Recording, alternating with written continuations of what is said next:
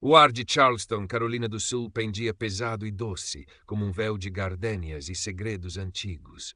Para Elara Vance, de 23 anos, era mais frequentemente o último. Vivia numa modesta casa geminada nos subúrbios, um contraste gritante com as imponentes mansões históricas que pontilhavam a península, mundos que ela só conhecia de passagem, como uma turista na sua própria cidade. A casa, embora limpa, carregava a pátina da resignação, muito parecida com seu pai, Julian Vance. Julian, outrora um arquiteto promissor, cujos cadernos de esboços Elara devorava como se fossem escrituras sagradas, era agora um homem silencioso, cuja carreira se desintegrara no auge, como um castelo de areia varrido por uma maré invisível. A sombra responsável por essa maré tinha um nome: Beaumont. A família de sua mãe, Serafina Beaumont, uma proeminente promotora de justiça com ambições políticas que se estendiam como os ramos de um velho carvalho do sul, cobrindo tudo. Elara, com a sua pele clara que curava facilmente sob o sol da Carolina, os cabelos escuros e lisos quase sempre presos num coque prático e os olhos cinzentos e observadores, sentia-se uma Vance até à medula. O apelido Beaumont, que tecnicamente também lhe pertencia, parecia uma etiqueta mal ajustada, um lembrete constante da distância fria de sua mãe e do desprezo velado que esta sempre dedicara a Julian. O bullying que Elara sofria não era de socos ou insultos diretos, mas de uma exclusão social polida, quase imperceptível para um olhar desatento. Convites para as festas certas que nunca chegavam, olhares de soslaio em eventos públicos raros a que acompanhava o pai, a sensação persistente de ser uma peça fora do lugar no intrincado puzzle social de Charleston. Ela estudava arquitetura online, inspirada nos desenhos do pai, sonhando secretamente em limpar o nome dele, em compreender o que silenciara um talento tão vibrante. A frágil tranquilidade da sua vida estilhaçou-se numa manhã de terça-feira, quando Julian sofreu um acidente vascular cerebral leve. Não foi fatal, mas deixou-o debilitado. A mão direita, outrora tão ágil sobre o papel de desenho, agora trêmula e incerta. Os poucos trabalhos independentes que ele conseguia desapareceram e as contas médicas começaram a acumular-se como nuvens de tempestade no horizonte. O desespero, uma emoção que Elara sempre mantivera à distância, tornou-se um visitante constante. Numa noite, enquanto observava o pai dormir, o rosto dele pálido e vincado pela preocupação, mesmo em repouso, Elara tomou uma decisão. Engoliu o orgulho, a mágoa, o medo. Teria de procurar Serafina. Teria de entrar na Toca do Leão, ou melhor, da Leoa. A mansão dos Beaumont, no coração do bairro histórico South of Broad, era tudo o que a casa de Elara não era. Grandiosa, imaculada, fria. Colunas brancas erguiam-se como sentinelas, e o jardim era um estudo de perfeição controlada. Elara sentiu-se diminuir a cada passo que dava pela alameda de tijolos antigos.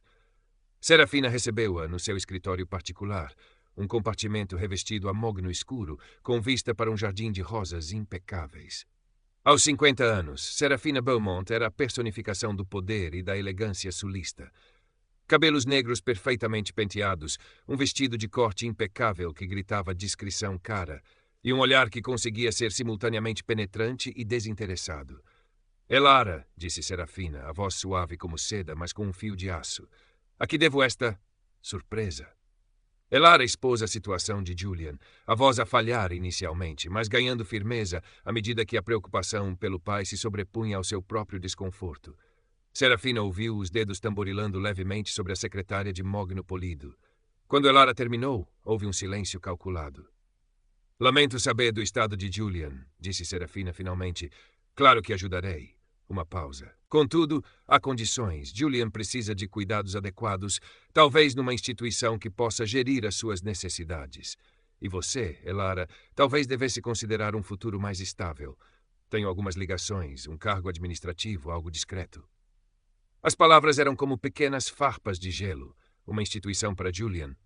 Um cargo administrativo para ela, como se os seus sonhos de arquitetura fossem irrelevantes. Serafina não oferecia ajuda, oferecia controlo. Uma forma de apagar ainda mais a existência de Julian e de moldar Elara a seu gosto. Ele não precisa de uma instituição, mãe. Precisa de ajuda em casa para pagar as contas, respondeu Elara, a palavra mãe a soar estranha e formal. Julian nunca soube lidar com a pressão, querida. Serafina disse, um sorriso condescendente a pairar nos lábios. Esta é uma oportunidade para ele descansar e para você assegurar o seu futuro. Elara saiu da mansão sentindo-se humilhada e mais determinada do que nunca. A frieza de Serafina acendera uma nova chama dentro dela. Numa das raras e tensas visitas obrigatórias à mansão Belmont para discutir os arranjos para Julian, que Elara recusava veementemente, cruzou-se com Cassian Belmont. Irmão mais novo de Serafina, Cassian era diferente. Tinha uns 30 e poucos anos, um ar menos formal que o resto da família e uns olhos que pareciam ver mais do que demonstravam. Enquanto Elara esperava rígida, numa das salas de estar opulentas, Cassian passou e, ao contrário do resto da família que a ignorava polidamente, parou por um instante. Elara, certo, ele disse, um meio sorriso. Seu pai, Julian, um talento incompreendido, uma pena o que aconteceu com o projeto da Zona Ribeirinha. Antes que Elara pudesse responder, ele piscou o olho subtilmente e continuou o seu caminho, deixando-a com as palavras a ecoar na mente. Projeto da Zona Ribeirinha. Aquela frase foi o catalisador. Elara começou a vasculhar os pertences de Julian. Num velho baú, encontrou cadernos de esboços mais antigos, plantas e documentos. Entre eles, várias menções a um projeto de revitalização da Zona Ribeirinha de Charleston. Havia notas nas margens, algumas frustradas, outras esperançosas. E uma particularmente enigmática. SB não aprovará, demasiado ético. SB, Serafina Belmont? A investigação de Elara tornou-se uma obsessão silenciosa. Passava horas na biblioteca pública, pesquisando arquivos de jornais antigos, procurando qualquer menção ao projeto ou a Julian Vance, naquela época, há mais de 20 anos. Descobriu que o projeto fora altamente controverso, prometendo modernizar uma área negligenciada da cidade, mas também atraindo a cobiça de promotores imobiliários poderosos. O nome de um antigo sócio júnior de Julian surgiu numa nota de rodapé de um artigo, Mateo Herrera. Localizá-lo não foi fácil. Mateo, agora um arquiteto de meia-idade com um pequeno escritório próprio, parecia assustado quando Elara o abordou. Julian Vance, ele repetiu, a voz baixa, os olhos a dardejarem como se procurassem ameaças invisíveis. Isso foi há muito tempo. Elara insistiu, explicando a situação do pai, a sua busca por respostas. Viu uma centelha de algo nos olhos de Mateo. Culpa? Tristeza? Finalmente ele cedeu, marcando um encontro num café discreto, longe do centro. Seu pai era brilhante, Elara, começou Mateo, mexendo nervosamente o açúcar no seu café intocado. E teimoso. O projeto Riverfront era sua obra-prima, mas ele descobriu coisas. Que coisas? Elara inclinou-se para a frente. Mateo hesitou, olhando por cima do ombro. Irregularidades graves envolviam o uso de materiais de construção de qualidade inferior, desvio de fundos públicos e os nomes envolvidos iam muito alto. Um deles era o velho Augustus Belmont, o pai de Serafina. Elara sentiu um arrepio. Julian ia denunciar tudo, continuou Mateo. Ele tinha provas, mas de repente tudo ruiu. Acusações forjadas de negligência profissional surgiram do nada. Depois um escândalo fabricado sobre ele ter aceitado subornos de um empreiteiro rival. A sua reputação foi destruída. Ninguém mais lhe dava trabalho. Foi brutal. E Serafina? Perguntou Elara, a voz um sopro. Mateo baixou o olhar. Naquela época ela era uma jovem e ambiciosa promotora assistente, protegendo a família, suponho, ou a si mesma. Ela tinha as ligações certas para fazer as acusações parecerem credíveis e para garantir que Julian fosse ostracizado. A imagem de sua mãe, fria e calculista, sobrepôs-se à da jovem ambiciosa que esmagara um homem bom para proteger o legado manchado da sua família e pavimentar o seu próprio caminho para o poder. A náusea subiu pela garganta de Elara. A teia dos Beaumont era mais vasta e mais sinistra do que ela imaginara. Elara sabia que precisava de mais do que a palavra de Mateo, por mais sincera que parecesse. Precisava de provas concretas. Pensou em Cassian. O seu comentário sobre o talento incompreendido de Julian, o piscar de olho. Seria ele um aliado improvável? Decidiu arriscar. Abordou Cassian numa galeria de arte que ele frequentava, longe dos ouvidos curiosos da família. Explicou o que descobrira, a sua voz baixa mas firme. Cassian ouviu em silêncio, a sua expressão indecifrável. Minha família nem sempre joga limpo, Elara, admitiu ele finalmente, o olhar sombrio. O velho Augustus era um tubarão. E Serafina aprendeu com o melhor. Ele parecia genuinamente em conflito. Não posso prometer muito, mas vou ver o que encontro. Seu pai não merecia aquilo. Alguns dias depois, Cassian encontrou-se secretamente com Elara e entregou-lhe um envelope pardo. Dentro havia cópias de memorandos internos antigos da empresa Belmont, alguns com anotações que pareciam ser do próprio Augustus, e uma carta. A carta, datilografada e nunca enviada, era de um antigo contabilista das empresas Beaumont, detalhando as suas preocupações sobre as finanças do projeto Riverfront e mencionando pressões para ajustar os números. O contabilista demitira-se pouco depois. Não era uma prova irrefutável de um crime, mas pintava um quadro muito feio e corroborava a história de Mateo. Isto é o máximo que posso fazer sem me expor completamente, disse Cassian. Tenha cuidado, Elara. Serafina é implacável quando se sente ameaçada. Elara sentiu a pressão aumentar. Pequenos incidentes começaram a acontecer. Um pedido de bolsa de estudos que ela fizera foi subitamente extraviado. Um professor na sua faculdade online, que ela descobriu ter ligações antigas com os Beaumont, tornou-se excessivamente crítico em relação ao seu trabalho. Eram alfinetadas, avisos velados.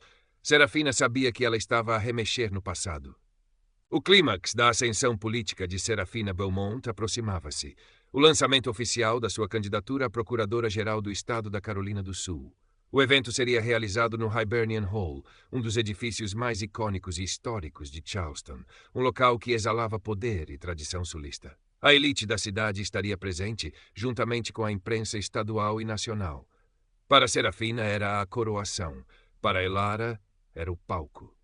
Com a ajuda de um jovem repórter investigativo que Cassian discretamente lhe indicara, alguém que também tinha contas a ajustar com os Beaumont, Elara conseguiu uma credencial de imprensa. As provas que reunira, os testemunhos de Mateo, os documentos de Cassian, a sua própria pesquisa meticulosa, estavam organizadas numa pasta fina, mas pesada como chumbo nas suas mãos trêmulas. O salão estava deslumbrante. Candelabros de cristal a derramar uma luz dourada sobre os convidados vestidos a rigor. Serafina subiu ao pódio, elegante e confiante, a sua voz ressoando com promessas de justiça, integridade e um futuro melhor para a Carolina do Sul. Falou sobre a importância da ética na vida pública, sobre a luta contra a corrupção.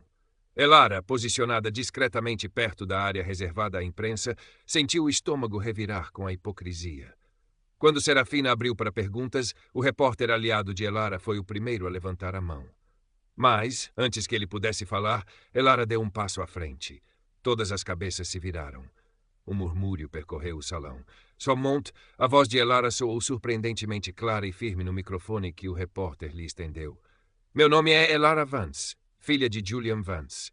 A compostura de Serafina não vacilou, mas um brilho gélido surgiu nos seus olhos. O sorriso profissional permaneceu, mas tornou-se uma máscara rígida. No seu discurso, a senhora falou eloquentemente sobre ética e o combate à corrupção, continuou Elara. Gostaria de lhe perguntar sobre o projeto de revitalização da zona ribeirinha de Charleston, de há 22 anos. Um projeto onde o meu pai, Julian Vance, um arquiteto de integridade inquestionável, descobriu graves irregularidades financeiras e de segurança que envolviam figuras proeminentes, incluindo seu falecido pai, Augustus Beaumont. O silêncio no salão era agora absoluto, palpável.